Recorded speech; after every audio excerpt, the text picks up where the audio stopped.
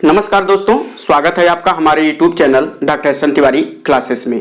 आज हम लोग हिंदी साहित्य के इतिहास के अंतर्गत आदिकाल के बारे में अध्ययन करेंगे। हम लोग पिछले वीडियो में आदिकाल के बारे में पढ़े थे। आज हम लोग आदिकाल हिंदी साहित्य का वर्गीकरण के बारे में पढ़ेंगे। तो आइए प्रारंभ करते हैं आदिकाल हिंदी साहित्य का वर्गीकरण। तो हम देखेंगे कि आदिकालीन जो हिंदी साहित्य का वर्गीकरण है वह 6 भागों में इसका वर्गीकरण किया गया है। 6 भागों में हमें पढ़ना है सिद्ध साहित्य, नाथ साहित्य, जैन साहित्य, रासो साहित्य, लौकिक साहित्य और गद्य साहित्य। हम देखते हैं कि आदिकालीन हिंदी साहित्य का जो वर्गीकरण किया गया है, इसमें जब हम 6 सिद्ध साहित्य, नाथ साहित्य, जैन साहित्य, रासो साहित्य, लौकिक साहित्य और गद्य साहित्य को जब पढ़ लेते हैं तो लगभग जो है आदिकालीन जो साहित्य है सारा साहित्य इसमें समाहित हो जाता है। इसके बाद हम लोग पढ़ेंगे आदिकाल से जो इतर जो कवि रहे हैं, आदिकाल में जो के अन्य जो कवि रहे हैं उनके बारे में हम पढ़ लेंगे, तो हमारा आदिकाल पूर्ण रूप से समाप्त हो जाएगा। तो आज हम लोग इस वीडियो में हम लोग सबसे पहले आदिकालीन हिंदी साहित्य के अंतर्गत सिद्ध साहित्य के बारे में पढ़ेंगे। अब प्रश्न उठता है कि सिद्ध साहित्य किसे कहते हैं, सिद्ध किसे कहते हैं? मंत्रों द्वारा जो सिद्धि प्राप्त करने वाले जो साधक थे वह सिद्ध के नाम से प्रसिद्ध हुए। यानी कि क्या? मंत्रों द्वारा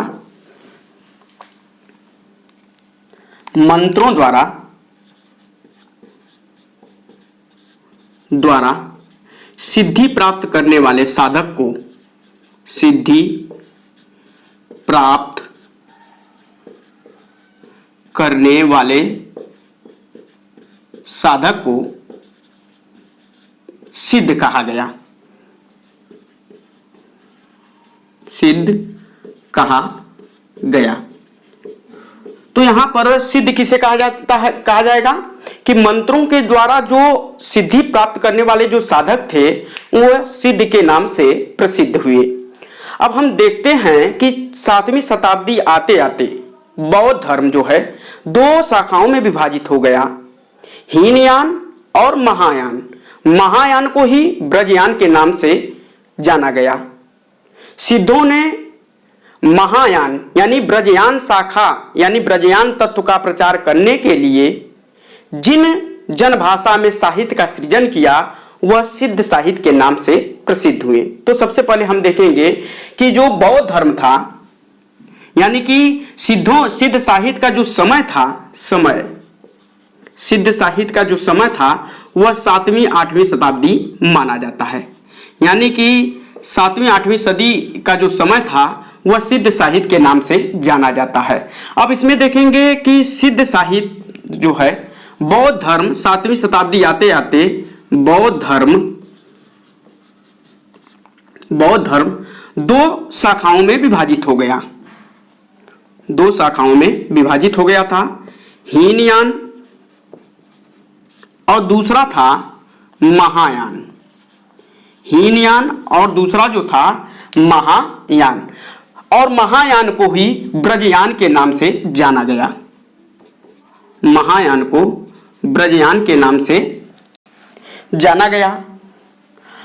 सिद्धों ने इसी ब्रजयान शाखा को लेकर बौद्ध धर्म के इसी ब्रजयान शाखा को लेकर जो साहित्य जन भाषा में लिखा उसे सिद्ध साहित्य के नाम से जाना गया। तो हम सिद्ध साहित्य की परिभाषा को देखेंगे। सिद्धों ने बौद्ध धर्म के ब्रजयान तत्व का प्रचार एवं प्रसार करने के लिए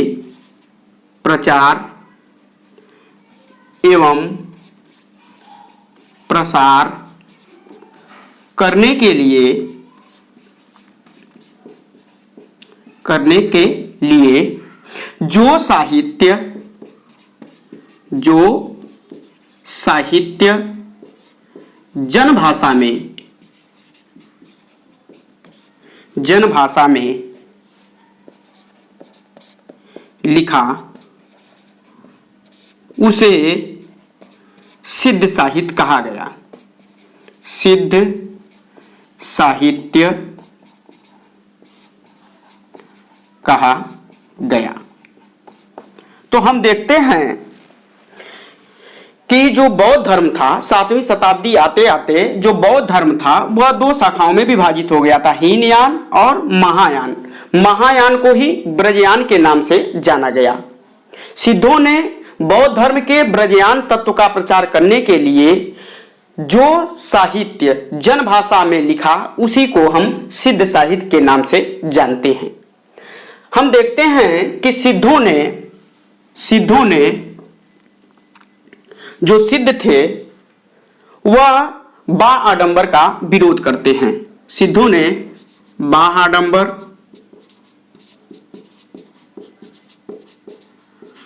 आडंबर एवं वर्णाश्रम व्यवस्था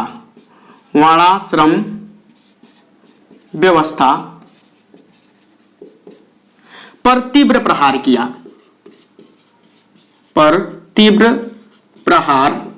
किया। यानी कि जो सिद्ध साहित्य के जितने भी सिद्ध साहित्यकार हुए उन्होंने बाह्य आडंबर और वर्णाश्रम व्यवस्था पर तीव्र प्रहार किया। और सिद्धों की जो भाषा थी, सिद्धों के द्वारा जो साहित्य में भाषा प्रयुक्त की गई उस भाषा को मुनिदत्त एवं अदैव वज्र नाम के जो 2 विद्वान हुए, इनकी भाषा को संध्या भाषा का नाम दिया। यानी कि सिद्धों की भाषा को क्या नाम दिया? संध्या भाषा का नाम दिया। यहां से प्रश्न पूछा जाता है कि सिद्धों की भाषा को किस नाम से जाना जाता है, तो संध्या भाषा के नाम से जाना जाता है। सिद्धों की भाषा को संध्या भाषा नाम किसने दिया? तो मुनिदत्त एवं अदैव व्रज ने सिद्धों की भाषा को संध्या भाषा नाम दिया। और जो सिद्धों की शैली थी वह संध्या शैली का प्रयोग किया। शैली जो थी सिद्धों की वह कौन सी थी? संध्या शैली। अब बात आती है कि संध्या भाषा होती क्या है। बात आती है कि संध्या भाषा किसे कहते हैं, संध्या भाषा का प्रयोग कहां होता है। तो इस बात को यदि हमें जानना है तो संध्या जो भाषा होती है, संध्या भाषा जो लिखने का, इसे प्रतीकों की भाषा भी हम कहते हैं। यानी अंतर साधनात्मक अनुभूत को व्यक्त करने के लिए जिन भाषा का प्रयोग सिद्धों ने किया उसे संध्या भाषा के नाम से अभिहित किया गया। यानी कि अंतर साधनात्मक अनुभूतियों को व्यक्त करने के लिए जिन भाषा का प्रयोग किसने किया? सिद्धों ने किया। उसे किस नाम से जानते हैं हम? संध्या भाषा के नाम से जानते हैं। यानी कि संध्या भाषा में प्रतीकों का प्रयोग होता है। यानी कि जो भाषा जो है संध्या भाषा का प्रयोग करके उसके अर्थ को, यानी प्रतीकों के माध्यम से उसके अर्थ को दुरूह बना दिया जाता है, कठिन बना दिया जाता है। जब हम उन प्रतीकों के अर्थ को आसानी से निकाल लेते हैं तो उन पंक्तियों का अर्थ हम आसानी से समझ सकते हैं। तो हम देखते हैं कि आगे चलकर कालांतर में जो सिद्धों की भाषा थी, संध्या भाषा थी, इसका प्रभाव नाथ साहित्य पर, इस संध्या भाषा का प्रभाव जो है नाथ साहित्य पर और संत साहित्य पर पड़ता है। यानी कि जो सिद्धों के द्वारा भाषा प्रयुक्त की गई, संध्या भाषा प्रयुक्त की गई, इसका प्रभाव हम देखते हैं कि कालांतर में चलकर नाथ साहित्य पर और संत साहित्य पर पड़ता है।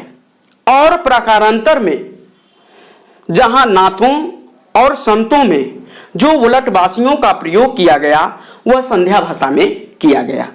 यानी कि जो नाथ साहित्य में और संत साहित्य में कबीर आदि के यहां जो उलटवासी का प्रयोग हम देखने को मिलता है, जैसे हम कबीर की उलटवासी जानते हैं, कबीर बोले उल्टी बानी अब बरसे कम्बल भीगे पानी। यानी कि यह उलटवासी जो प्रयोग किया गया है, निश्चित रूप से इस उलटवासी का पर जो भाषा का प्रभाव है वह संध्या भाषा का प्रभाव है। यानी कि यहां पर प्रतीकों के माध्यम से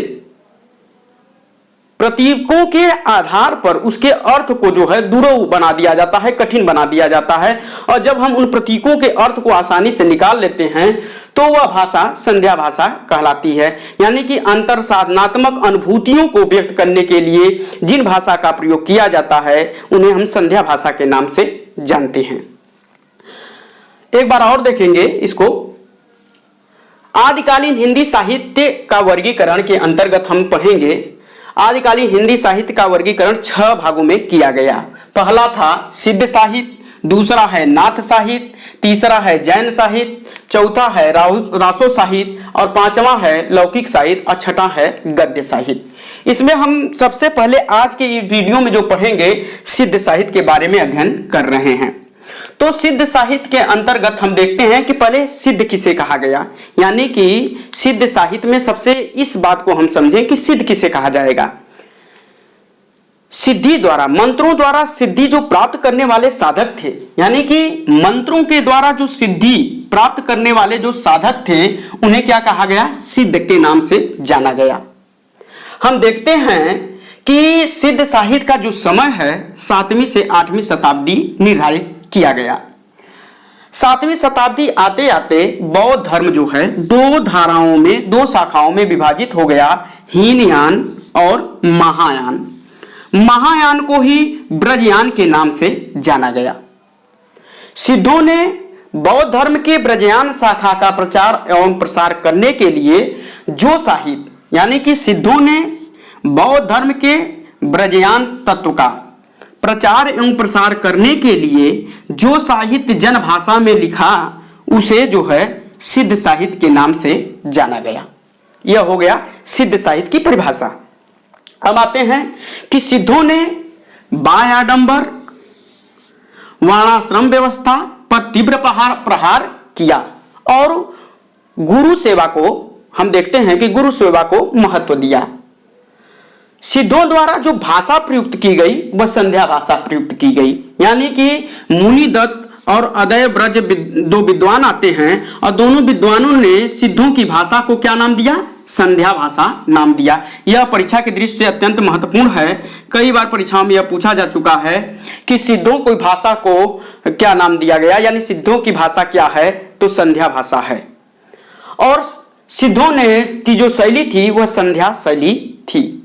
हम देखते हैं कि कालांतर में जो सिद्धों की भाषा थी यानी संध्या भाषा थी, इसका कालांतर में जो प्रभाव है नाथ साहित्य और संत साहित्य पर पड़ता है। और हम प्रकारांतर में देखते हैं कि नाथों में और सिद्धों में जो उलटवासियों का प्रयोग किया गया है, निश्चित रूप से उसमें जो भाषा का प्रयोग किया गया है वह संध्या भाषा का प्रयोग किया गया है। अब बात आती है कि संध्या भाषा किसे कहते हैं।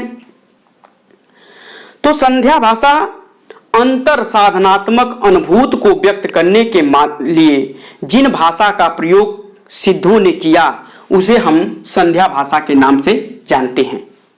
यानी कि अंतर साधनात्मक अनुभूतियों को प्रतीकों के माध्यम से सिद्धों ने व्यक्त किया था और जिन प्रतीकों के माध्यम से उन्होंने उसे व्यक्त किया था उसे जो है हम संध्या भाषा के नाम से जानते हैं। तो यहां से जो प्रश्न पूछा जाता है कि संध्या भाषा, सिद्धों की भाषा क्या है, तो संध्या भाषा, या संध्या भाषा किसकी भाषा है, सिद्ध साहित्य की, नाथ साहित्य की, तो सबसे पहले सिद्ध साहित्य की।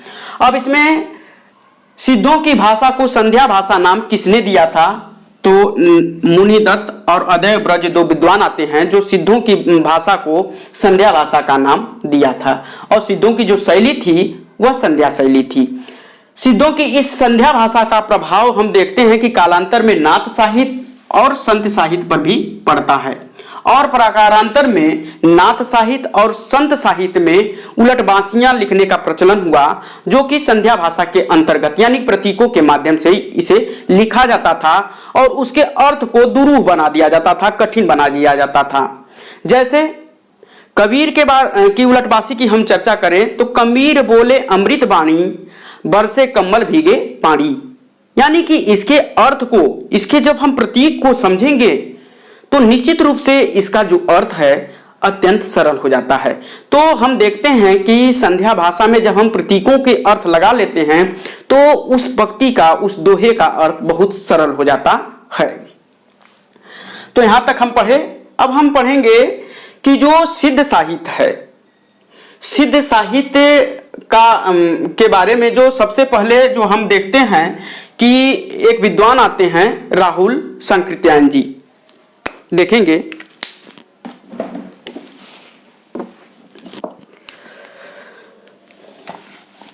आगे देखते हैं।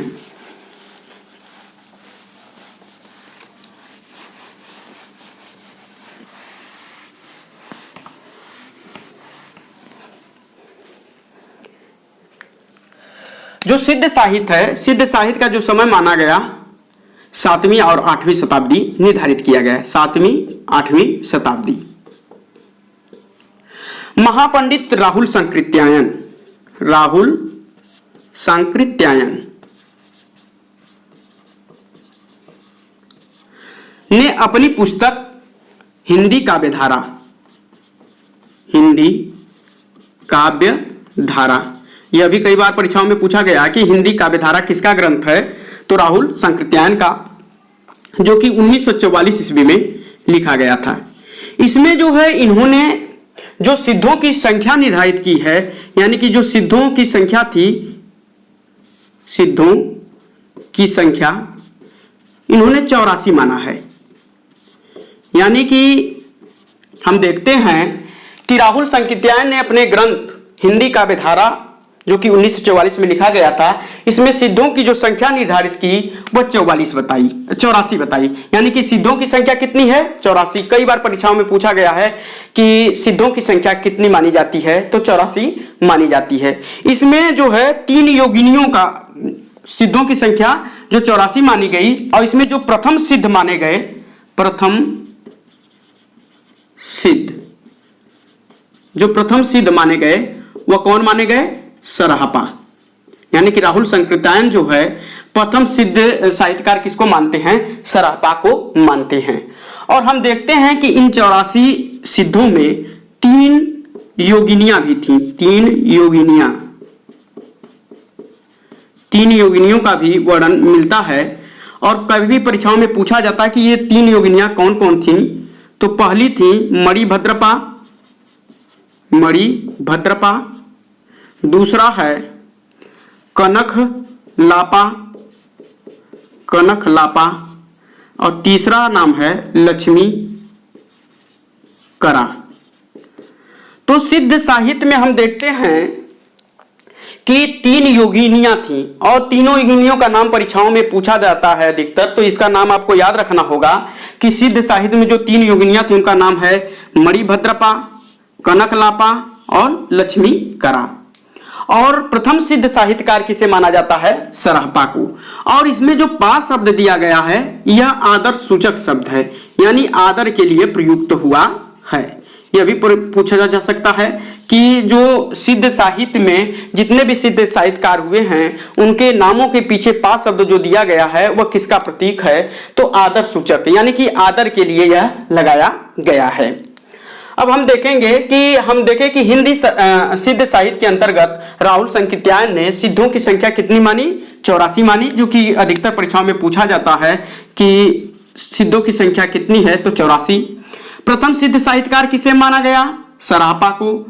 और इन सिद्ध साहित्यकारों में, इन 84 सिद्धों में 3 योगिनियां भी थी, जिनका नाम क्रमशः है मणिभद्रपा, कनकलपा और लक्ष्मी करा।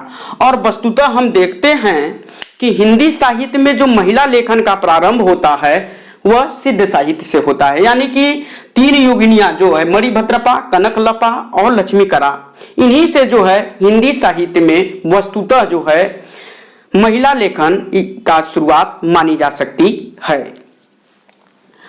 अब हम आएंगे कि जो सिद्ध साहित्य है, सिद्ध साहित्य का जो विकास हुआ है वह पूर्वी भारत में हुआ। यानी कि सिद्ध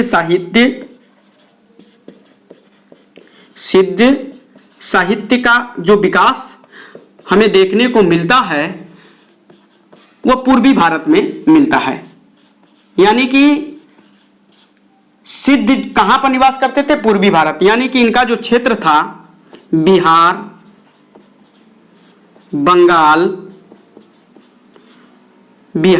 बंगाल, उड़ीसा, असम। यानी जो सिद्ध साहित्य का विकास हुआ वह पूर्वी भारत में हुआ, यानी कि बिहार, बंगाल और उड़ीसा और असम के क्षेत्र में सिद्ध साहित्य का विकास होता है। और हम देखते हैं कि सिद्ध साहित्य पर जो सर्वप्रथम कार्य करने, सिद्ध साहित्य को जो प्रकाश में सर्वप्रथम प्रकाश में लाने का जो श्रेय है, वह श्रेय जो है 1916 ईस्वी में महामहोपाध्याय हरप्रसाद शास्त्री जी को जाता है। यानी कि 1916 ईस्वी में महामहोपाध्याय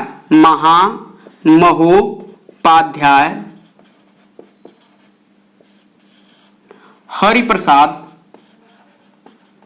शास्त्री, हरप्रसाद शास्त्री,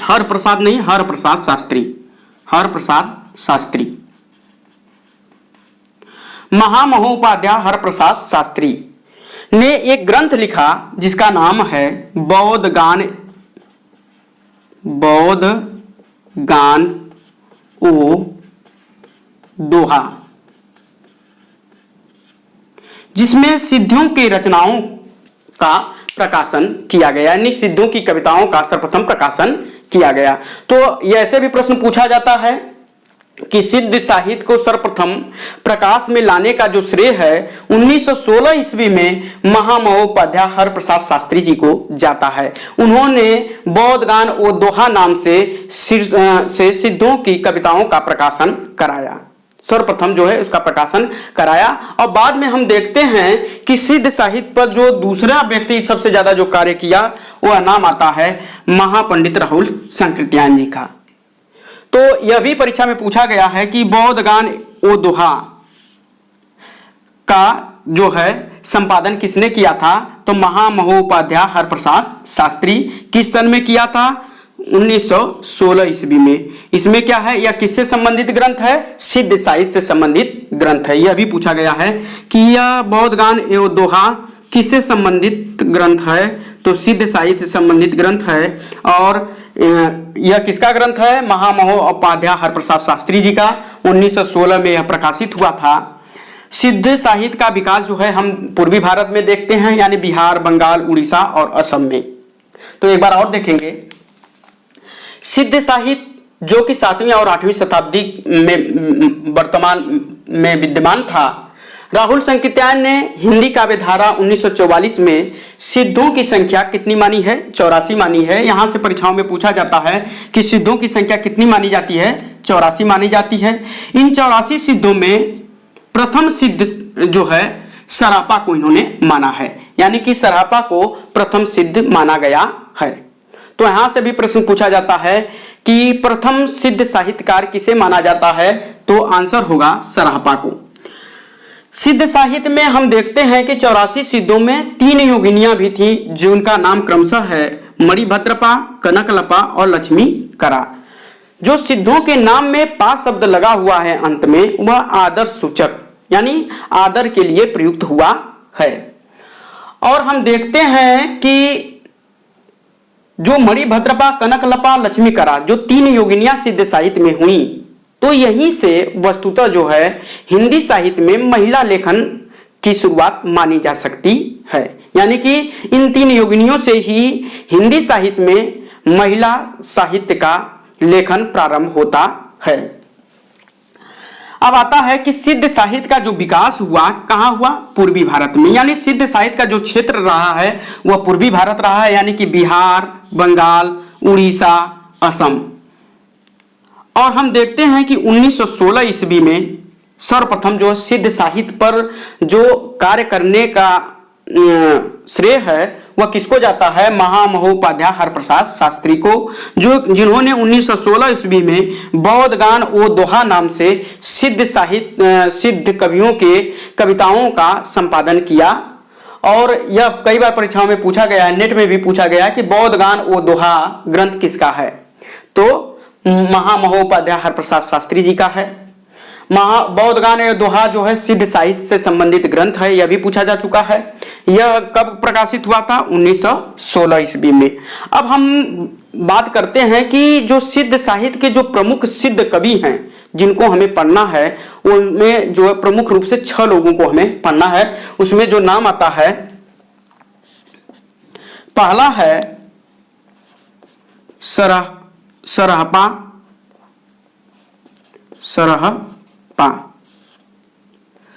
दूसरा आता है नाम सबरपा, तीसरा है लुइपा, चौथा है कणहप्पा,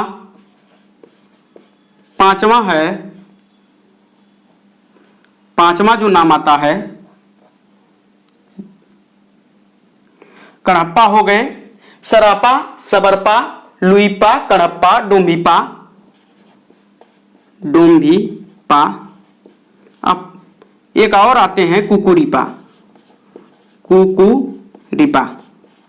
इन 6 सिद्ध साहित्यकार को हमें पढ़ना है। तो सबसे पहले हम जब चर्चा करेंगे वह सरहपा पर करेंगे। तो इस प्रकार आप लोग इसको नोट कर लीजिए, फिर आगे हम लोग चर्चा करेंगे सिद्ध साहित्य के जो प्रथम सिद्ध साहित्यकार हैं सरहपा पर।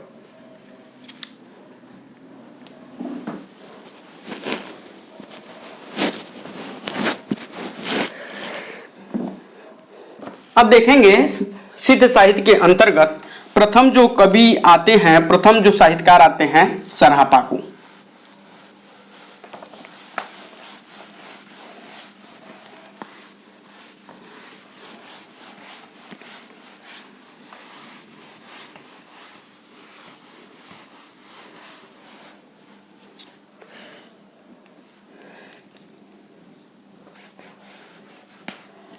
सिद्ध साहित्य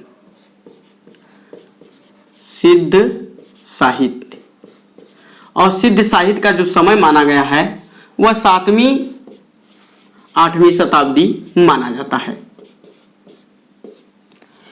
तो इसमें जो है पहले हम किसके बारे में पढ़ेंगे, प्रथम जो सिद्ध कवि हैं सरहपा के बारे में।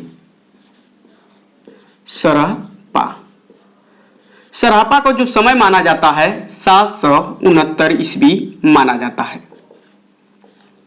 सरहपा को सरहपाद,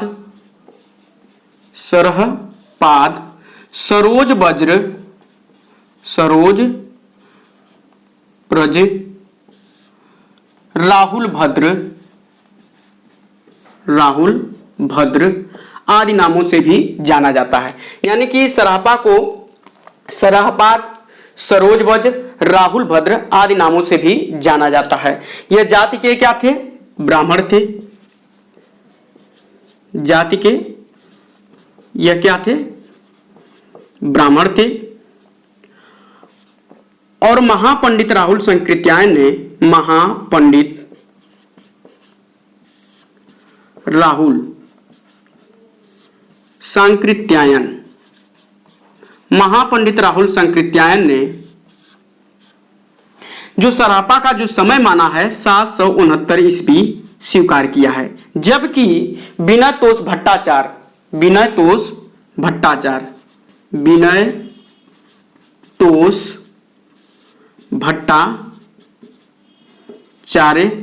ने जो सरहपा का जो समय माना है 633 ईस्वी स्वीकार किया है।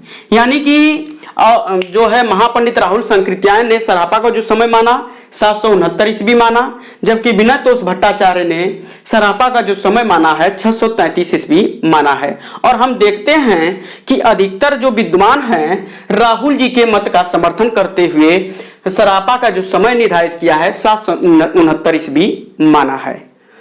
अब इस प्रकार हम जान गए कि सरहपा को जो है सरहपाद, सरोजवज्र, राहुल भद्र आदि नाम से जाना जाता है। यह जाति के क्या थे, ब्राह्मण थे। महापंडित राहुल संकृत्यायन ने सरहपा का जो समय निर्धारित किया है वह कितना निर्धारित किया है, 669 ईस्वी, जबकि विनयतोष भट्टाचार्य ने सरहपा का जो समय निर्धारित किया 633 ईस्वी माना है। सरहपा को जो है सिद्ध साहित्य का प्रथम कवि माना जाता है। सिद्ध साहित्य का प्रथम कवि माना जाता है। यानी जो है 84 सिद्धों में जो प्रथम स्थान माना जाता है किसका है? सरापा का है। और राहुल संकृत्यायन ने जो है सरापा को हिंदी का प्रथम कवि माना है। हिंदी का प्रथम कवि सरापा को किसने माना है? राहुल संकृत्यायन ने। राहुल सांकृत्यायन।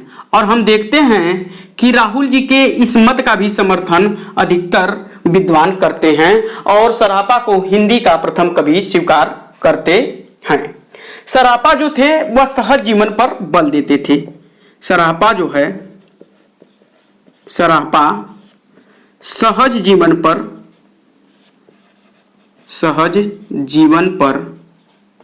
बल देते थे।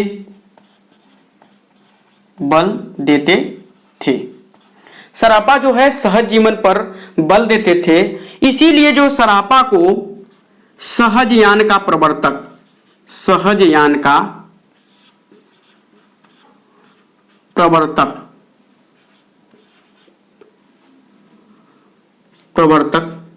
भी माना जाता है। यानी कि सहजयान का प्रवर्तक किसको माना जाता है? सरापा को। हिंदी में जो है दोहा और चौपाई की जो शुरुआत मानी जाती है, हिंदी में दोहा और चौपाई छंद की जो शुरुआत मानी जाती है वह किससे मानी जाती है? सरापा से ही मानी जाती है। सरापा जो है बायाडंबर और रूढ़ियों का खंडन किया और गुरु सेवा को महत्व देते हैं। तो एक बार देखेंगे, सरापा के द्वारा जो है 32 ग्रंथ लिखे बताए जाते हैं। यानी कि सरापा के द्वारा जो लिखे गए ग्रंथों की संख्या बताई जाती है, इनके ग्रंथों की जो संख्या बताई जाती है, कितनी बताई जाती है? 32। सरापा के द्वारा लिखे गए ग्रंथों की संख्या 32 बताई जाती है, जिनमें से उनका दोहा कोश हिंदी की रचनाओं में उपलब्ध है। दोहा कोश रचना जो है हिंदी में उपलब्ध मानी जाती है और इसका जो संपादन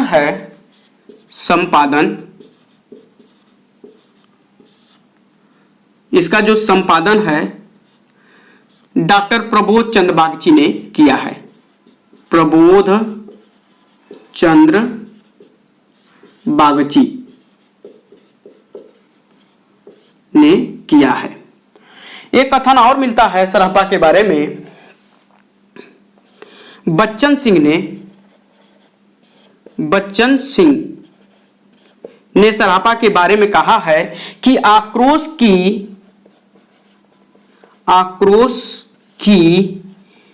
पहली भाषा का प्रयोग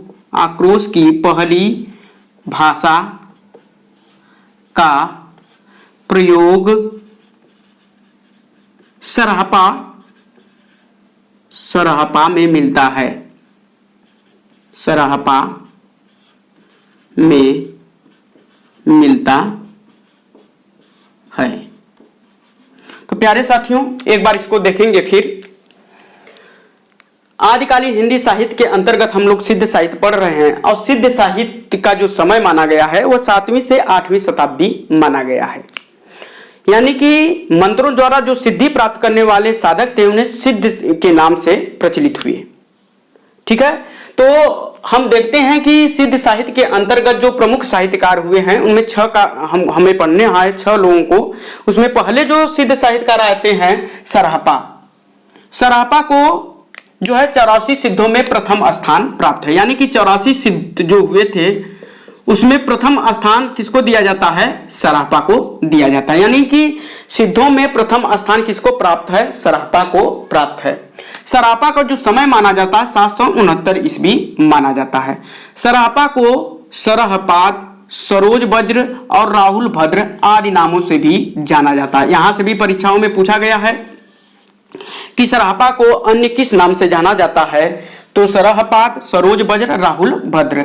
ये जाति के क्या थे? ब्राह्मण थे। और महापंडित राहुल संकृत्यायन ने सरापा का जो समय निर्धारित किया है 769 ईस्वी। यानी कि सरापा का जो समय राहुल संकृत्यायन ने निर्धारित किया वह 769 ईस्वी माना, जबकि विनय तोष भट्टाचार्य ने सरापा का जो समय माना है वह 633 ईस्वी माना है। तो परीक्षा में यदि ऐसे प्रश्न आता है कि विनय तोष भट्टाचार्य के अनुसार सरापा का समय होगा तो 633 ईस्वी, और ऐसे सामान्य रूप में पूछता है कि सरापा का समय माना जाता है तो 769 ईस्वी। और हम देखते हैं कि महापंडित राहुल संकृत्यायन जी के मतों का समर्थन जो है अधिकतर विद्वान करते हुए सरापा का जो समय मानते हैं 769 ईस्वी निश्चित किया है। अब आता है कि सिद्ध साहित्य का जो प्रथम कवि माना जाता है, यानी सिद्ध 84 सिद्धों में जो प्रथम स्थान दिया गया वह किसको माना गया? सरापा को दिया गया। यानी सिद्ध साहित्य का प्रथम कवि किसे माना जाता है? सरापा को माना जाता है। और हिंदी का प्रथम कवि भी राहुल संकृत्यायन ने सरापा को माना है। यहां से भी प्रश्न पूछा जाता है कि हिंदी का प्रथम कवि किसे माना जाता है, तो हम देखते हैं कि राहुल जी के मत का समर्थन अधिकतर विद्वान करते हैं और सरापा को जो है हिंदी का प्रथम कवि स्वीकार करते हैं। तो यहां से प्रश्न पूछा जाता है कि सरापा को हिंदी का प्रथम कवि किसे माना जाता है, तो सरापा को। यदि ऐसे पूछ ले कि राहुल संकृत्यायन ने हिंदी का प्रथम कवि किसे माना है, तो सरापा को माना है। सिद्ध 84 सिद्धों में प्रथम स्थान किसको प्राप्त है, तो सरापा को। यानी 84 सिद्धों में प्रथम सिद्ध कौन माने जाते हैं, तो सरापा माने जाते हैं। सरापा जो थे सहज जीवन पर बल देते थे, और सहज जीवन पर बल देने के कारण सरापा को जो है सहज यान का प्रवर्तक भी माना जाता है। यह भी प्रश्न पूछा गया है कि सहज यान का प्रवर्तक किसे माना जाता है, तो सरापा को माना जाता है। हिंदी में दोहा और जो चौपाई का जो प्रारंभ होता है वह सरापा के रचनाओं से माना जाता है। यानी कि हिंदी साहित्य में दोहा छंद और चौपाई छंद की जो शुरुआत होती है वह सरापा यानी सिद्ध साहित्य से माना जाता है। बच्चन सिंह ने सरापा के बारे में कहा है, यह कथन बहुत इंपॉर्टेंट है, कि आक्रोश की पहली भाषा का प्रयोग सरापा में देखने को मिलता है। यह कथन याद रखिएगा कि आक्रोश की पहली भाषा का प्रयोग सरापा के साहित्य में देखने को मिलता है। यह कथन किसका है, तो बच्चन सिंह का है। अब हम आते हैं कि जो प्रथम सिद्ध साहित्यकार सरापा थे, इन्होंने लगभग 32 ग्रंथों की रचना की थी, जबकि हिंदी में केवल इनकी दोहा कोश रचना ही उपलब्ध है। यानी कि दोहा कोश रचना ही उपलब्ध है, और जिसका संपादन जो है डॉक्टर प्रबोध चंद्र बागची ने किया है। तो इस प्रकार हम सिद्ध साहित्य के अंतर्गत जो प्रथम सिद्ध साहित्यकार हैं सरापा, उन सरापा के बारे में हम लोग पढ़ लिए। अब दूसरे सिद्ध साहित्यकार के बारे में हम लोग पढ़ेंगे, तब तक आप इसको नोट कर लीजिए।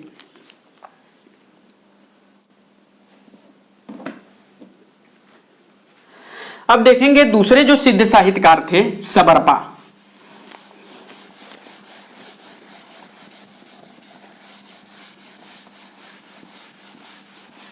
दूसरे जो सिद्ध साहित्यकार हुए थे सबरपा के बारे में पढ़ेंगे।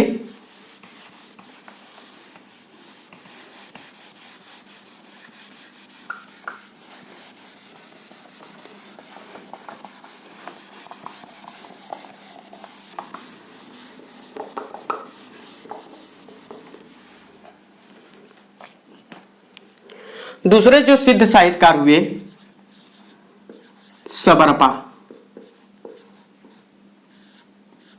सबरपा का जो समय माना जाता है 780 ईस्वी के आसपास माना जाता है। 780 ईस्वी के आसपास जो है सबरपा के समय को माना गया है।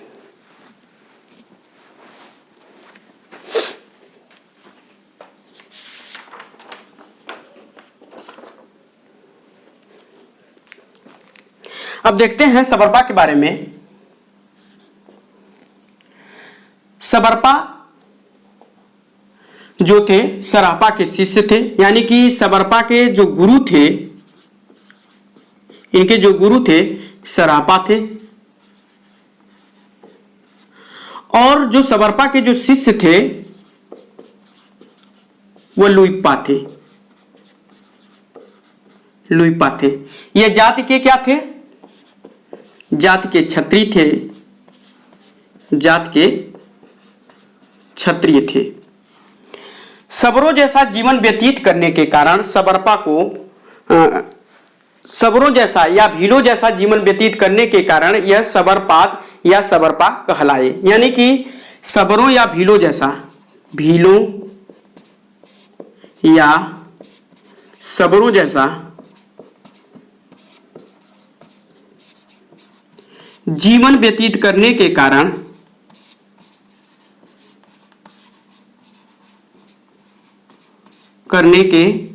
कारण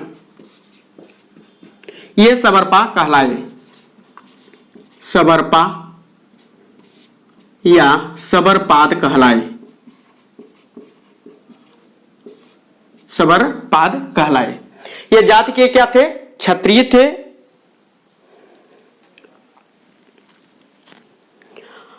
और हम देखते हैं कि सिद्धों में जो प्रचलित आध्यात्मिक संकेत है उसका प्रयोग सर्वप्रथम सबरपा ने किया। यानी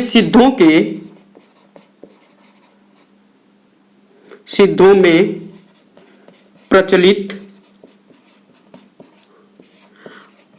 आध्यात्मिक संकेतों का प्रयोग सर्वप्रथम, आध्यात्मिक संकेतों का प्रयोग सर्वप्रथम सबरपा ने किया। तो यहां पर देखेंगे कि जो सबरपा है, सबरपा का जो समय माना गया है 780 ईस्वी माना गया है। सबरपा जो है सबरपा के जो गुरु थे सरहपा थे, और यह जो इनके जो शिष्य थे लुइपा थे। यानी कि यह जो सबरपा थे लुइपा के गुरु थे और सबरपा के शिष्य थे। जाति के ये क्या थे? क्षत्रिय थे। भीलों या सबरों जैसा जीवन व्यतीत करने के कारण यह सबरपा या सबरपाद कहलाए। सिद्धों में प्रचलित जो आध्यात्मिक संकेतों का प्रयोग सर्वप्रथम हमें देखने को जो मिलता है वह किसमें मिलता है? सबरपा में देखने को मिलता है। इनके जो प्रमुख ग्रंथ हैं उसमें जो प्रसिद्ध है प्रमुख ग्रंथ में जो इनका सबसे प्रसिद्ध ग्रंथ है चर्यापद। जो कि परीक्षाओं में पूछा गया है कि चर्यापद किसकी रचना है, तो सबरपा की है। इसके अलावा भी इनके ग्रंथ मिलते हैं जैसे चित्तगुहा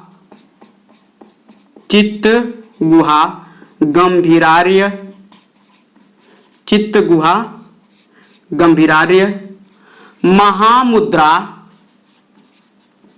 ब्रजगीति। एक और इनका ग्रंथ मिलता है, पहला है चर्यापद, चित्तगुहा गंभीराय, महामुद्रा ब्रजगीति, शून्यता दृष्टि। तो देखिए दूसरे जो सिद्ध साहित्यकार हैं सबरपा थे। इनका जन्म कब हुआ था? 780 ईस्वी में। यह जो है सरहपा के शिष्य थे और लुइपा के क्या थे? गुरु थे। यानी कि इनके गुरु का नाम था सरहपा और इनके जो शिष्य थे लुइपा थे। यह जाति के क्या थे? क्षत्रिय थे। भीलों या सबरों जैसा जीवन व्यतीत करने के कारण यह सबरपा या सबरपाद कहलाए। यानी कि सबरों या भीलों जैसा यह जीवन व्यतीत कर रहे थे, इसलिए इन्हें सबरपा या सबरपाद कहा गया। सिद्धों में प्रचलित जो आध्यात्मिक संकेत हैं उनका सर्वप्रथम प्रयोग जो है सबरपा ने किया। प्रमुख सबरपा के जो प्रमुख ग्रंथ हैं उसमें जो सबसे महत्वपूर्ण है जो कि परीक्षाओं में पूछा गया है उसमें आता है चर्यापद किसकी रचना है? सबरपा की है। इसके अलावा इनके अन्य जो रचना है चित्तगुहा गंभीरार्य, महामुद्रा ब्रजगीति, शून्यता दृष्टि आदि इनके अन्य प्रमुख ग्रंथ हैं। तो इस प्रकार दूसरे जो सिद्ध साहित्यकार थे सबरपा, इनके बारे में पढ़े। अब हम लोग पढ़ेंगे लुइपा के बारे में, तब तक आप इसको नोट कर लीजिए।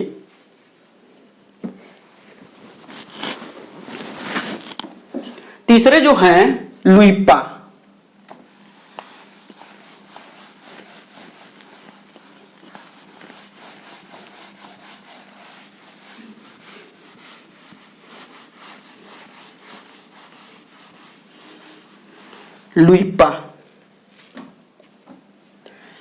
तीसरे जो सिद्ध साहित्यकार का नाम आता है लुइपा। लुइपा का नाम आता है। लुइपा का जो जन्म है राजा धर्मपाल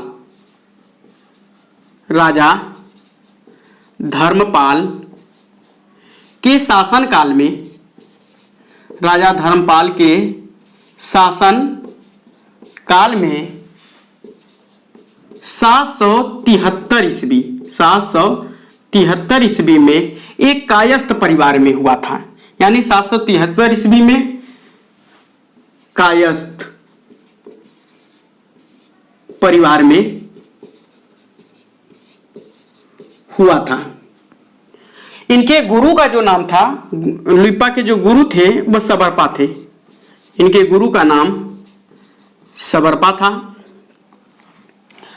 और 84 जो सिद्ध थे, 84 सिद्धों में सबसे ऊंचा स्थान, 84 सिद्धों में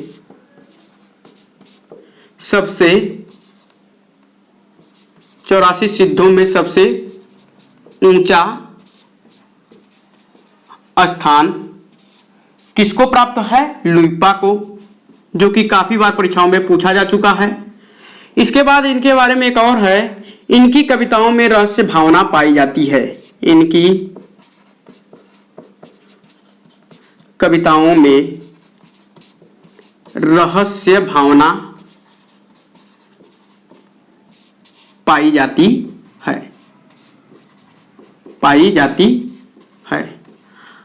अब इनके ग्रंथों की यदि हम चर्चा करें तो लुइपा के जो प्रसिद्ध कोई ग्रंथ नहीं है, लेकिन इनके जो प्रमुख ग्रंथ हैं उनकी चर्चा हम करते हैं।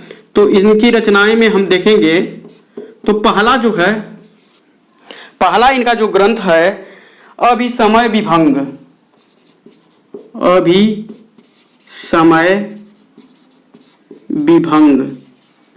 और एक और रचना है लुइपाद गीतिका।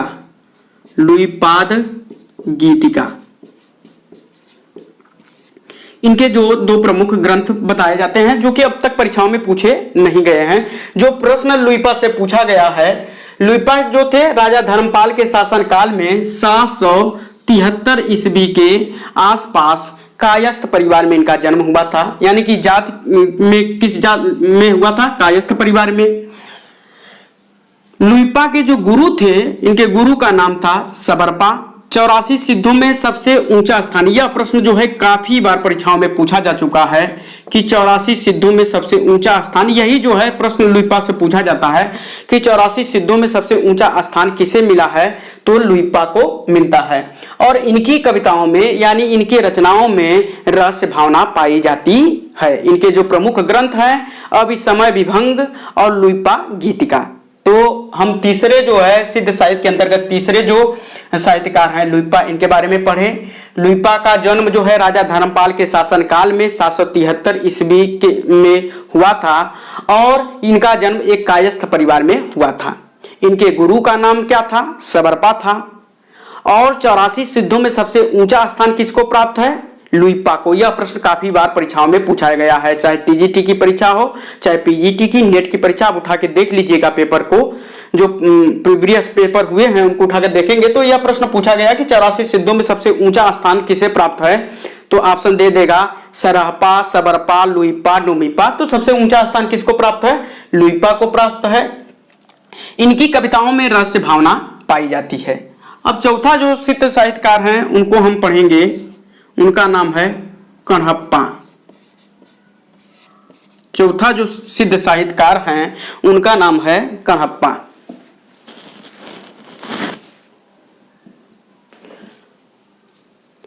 कण्हप्पा का जो जन्म है कर्नाटक प्रदेश के ब्राह्मण वंश में हुआ था। कण्हप्पा का जो जन्म है कर्नाटक प्रदेश के ब्राह्मण वंश में हुआ था। ब्राह्मण वंश में कण्हप्पा का जन्म हुआ था। और इनके गुरु का नाम जो था, इनके गुरु का नाम था जलंधर। इनके गुरु का नाम था जलंधर। तो यहां से पूछा जाता है कि कण्हप्पा के गुरु का नाम क्या था? तो जलंधर था। और ये कहां के निवासी थे? कर्नाटक प्रदेश के निवासी थे। और इनका जन्म जो है एक ब्राह्मण वंश में हुआ था। और यह जो है सार्वभौमिक रूप से शास्त्रीय रूढ़ियों का खंडन किया था। सार्वभौमिक रूप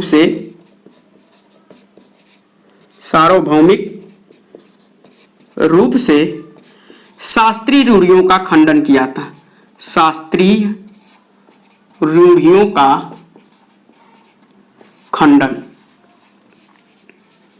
तो यहां से प्रश्न पूछा जाता है कि सिद्ध साहित्य में कौन सा साहित्यकार है जो साहित्य रूढ़ियों का खंडन किया था। तो साहित्य रूढ़ियों का खंडन किसने किया था?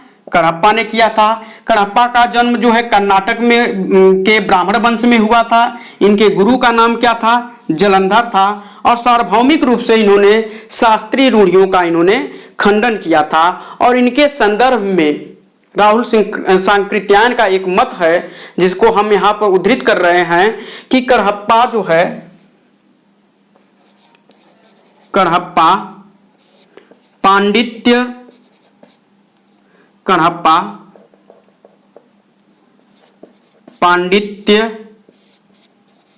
एवं इनके संदर्भ में जो राहुल सांकृत्यायन जी का मत है कि कण्हप्पा जो है पांडित्य एवं कवित्व में बेजोड़ हैं, यानी कि इनका कोई जोड़ नहीं है। यह कथन किसका है? राहुल सांकृत्यायन जी का। राहुल सांकृत्यायन जी ने इनके संदर्भ में कहा है कि कण्हप्पा जो है पांडित्य एवं कवित्व में बेजोड़ हैं। यह कथन राहुल जी का है। तो यहां पर देखेंगे दो सिद्ध साहित्यकार को हम पढ़े। लुइपा का जन्म जो है राजा धर्मपाल के शासन काल में 773 ईस्वी में हुआ था। एक कायस्थ परिवार में हुआ था। इनके गुरु का नाम क्या था? सबरपा। यदि पूछता है लुइपा के गुरु का नाम, सबरपा। 84 सिद्धों में सबसे ऊंचा स्थान किसको प्राप्त है? लुइपा को। इनकी रचनाओं में रहस्य भावना पाई जाती है। इनकी प्रमुख रचनाएं जो हैं अभिसमय विभंग, लुइपा गीत का। इसके बाद हम आते हैं कण्हप्पा। यह कहाँ के थे? कर्नाटक प्रदेश के निवासी थे और इनका जन्म जो है ब्राह्मण वंश में हुआ था। फिर इसके बाद इनके गुरु का नाम जो था जलंधर था। सार्वभौमिक रूप से इन्होंने शास्त्रीय रूढ़ियों का खंडन किया। यह प्रश्न यहाँ से पूछा जाता है कि सिद्ध साहित्यकारों में किस साहित्यकार ने शास्त्रीय रूढ़ियों का खंडन किया? तो कण्हप्पा ने। कण्हप्पा जो है पांडित्य और कवित्व में बेजोड़ थे। यह कथन किसका है? तो राहुल सांकृत्यायन जी का है। अब इसके बाद दो और सिद्ध साहित्यकार बच रहे हैं, डोम्भिपा और कुकुरिपा। उनके बारे में हम पढ़ेंगे, तब तक आप इसको नोट कर लीजिए।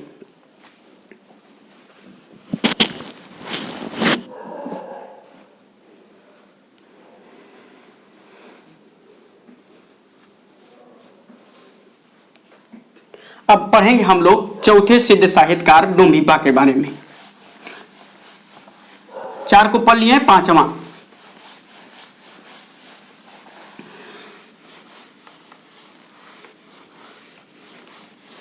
पांचवा जो सिद्ध साहित्यकार हैं डोम्भिपा। डोम्भिपा का जो जन्म है मगध। डोम्भिपा का जो जन्म है वह मगध के क्षत्रिय कुल में, मगध के क्षत्रिय कुल में हुआ था, यानी क्षत्रिय परिवार में हुआ था। यानी डोम्भिपा का जो जन्म है मगध के क्षत्रिय कुल में हुआ था। इनका जो जन्म का समय है, इनका जो समय माना गया है 840 ईस्वी माना गया है, 840 ईस्वी। इनके जो गुरु का नाम था विरूपा था। यानी कि डोम्भिपा के जो गुरु थे वह कौन थे? विरूपा इनके गुरु थे। और इनके द्वारा जो लिखित ग्रंथ बताए जाते हैं 21, यानी कि इन्होंने 21 ग्रंथों का प्रणयन किया था, जिनमें से 3 प्रमुख ग्रंथ इनके उपलब्ध हैं। पहला जो ग्रंथ है का नाम है इनका योगचर्या। दूसरा है अक्षर दीकोपदेश। योगचर्या, अक्षर दीकोपदेश। तीसरा जो ग्रंथ है डोम्भी गीतिका।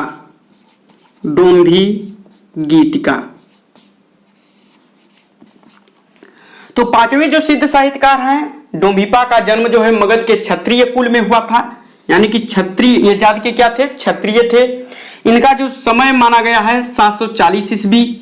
यह जो है इनके गुरु का नाम, डोम्बिपा के जो गुरु थे वो कौन थे, विरूपा थे। और इन्होंने लगभग 21 ग्रंथों का प्रणयन किया था, 21 ग्रंथों की रचनाएं की थी, जिनमें से इनके प्रमुख जो ग्रंथ हैं, प्रमुख ग्रंथ जो हैं उसमें है योगचर्या, अक्षरदीकोपदेश, डोम्बिका गीतिका। यह जो है कई बार परीक्षाओं में पूछा गया है और इसके पूछने का कारण यह है कि सबरपा का जो रचना है, सबरपा की जो रचना है उसका नाम है चर्यापद और इसका नाम है योगचर्या, तो इसलिए यहाँ पर कंफ्यूजन होता है। तो आप जानते रहिए कि चर्यापद जो रचना है सबरपा की है और योगचर्या रचना जो है डोम्बिपा की है। इसके अलावा इनका जो ग्रंथ है अक्षरदीकोपदेश और डोम्बी गीतिका। अब इसके बाद अंतिम जो है सिद्ध साहित्यकार जो कि परीक्षा की दृष्टि से महत्वपूर्ण है, उनको पढ़ेंगे हम लोग, कुकुरिपा। कुकुरिपा अंतिम जो सिद्ध साहित्यकार हैं, कुकुरिपा का जो जन्म है कपिलवस्तु के ब्राह्मण परिवार में हुआ था, यानी कि ये जाति के क्या थे, ब्राह्मण थे, यानी ब्राह्मण कुल में हुआ था। कुकुरिपा का जो जन्म है कपिलवस्तु के ब्राह्मण कुल में हुआ था। इनका जो जन्म का समय है, समय माना गया है विद्वानों के द्वारा 820 ईस्वी माना गया है। कुकुरिपा के द्वारा जो लिखित ग्रंथ बताए जाते हैं वह 16 बताए जाते हैं, यानी कि इन्होंने 16 ग्रंथों का प्रणयन किया है और जो कि इनके ग्रंथ अभी तक उपलब्ध नहीं है, लेकिन ऐसा मिलता है कि इन्होंने 16 ग्रंथों का प्रणयन किया था। तो इस प्रकार आज हम लोग जो है पांचवें जो सिद्ध साहित्यकार हैं डोम्बिपा कहाँ थे, मगध के क्षत्रिय कुल में इनका जन्म हुआ था। इनका जो समय था 840 ईस्वी के आसपास था। इनके गुरु का नाम क्या था, विरूपा। यह पूछा जाता है परीक्षाओं में, यह परीक्षाओं में पूछा जाता है। और इनके जो ग्रंथ बताए जाते हैं योगचर्या, अक्षरदीकोपदेश और डोम्बिका गीतिका। यह परीक्षा की दृष्टि से अत्यंत महत्वपूर्ण है योगचर्या। इसके बाद छठे जो सिद्ध साहित्यकार आते हैं उनका नाम है कुकुरिपा। कुकुरिपा का जन्म जो है कपिलवस्तु के ब्राह्मण कुल में हुआ था और इनका जो समय माना गया है 820 ईस्वी माना गया है और इन्होंने 16 ग्रंथों का प्रणयन किया था। अभी तक इनके कोई जो है प्रमुख ग्रंथ जो है मिलते नहीं है। तो प्यारे साथियों, आज के इस वीडियो में हम लोग जो है आदिकालीन हिंदी साहित्य के वर्गीकरण के अंतर्गत, जो कि 6 भागों में इसका वर्गीकरण किया गया है, सिद्ध साहित्य, नाथ साहित्य, जैन साहित्य, रासो साहित्य, लौकिक साहित्य और गद्य साहित्य, इसके अंतर्गत हम लोग आज के इस वीडियो में सिद्ध साहित्य के बारे में हम लोग आज चर्चा किए हैं। और जो महत्वपूर्ण प्रश्न परीक्षाओं में पूछे जाते हैं इन सब चीज़ों को ध्यान रखा गया है कि आज इस वीडियो में आपको बताया गया है। यदि यह आज का वीडियो आपको पसंद आया हो तो इसे ज़्यादा से ज़्यादा शेयर करिएगा, जिससे अधिक से अधिक जो है लोग इससे लाभान्वित हो सके। इसे लाइक करिएगा। आज बस इतना ही, धन्यवाद।